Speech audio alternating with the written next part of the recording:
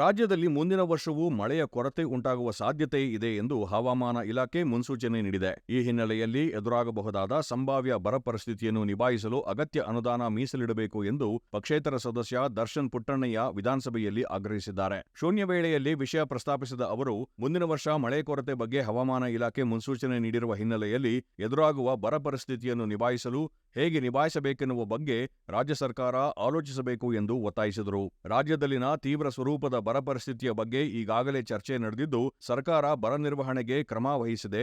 ಆದರೆ ಬರ ಪರಿಸ್ಥಿತಿ ಎದುರಾಗದ ರೀತಿಯಲ್ಲಿ ಮುನ್ನೆಚ್ಚರಿಕೆ ವಹಿಸಿದರೆ ಮಾತ್ರ ಬರ ನಿರ್ವಹಣೆ ಸಾಧ್ಯ.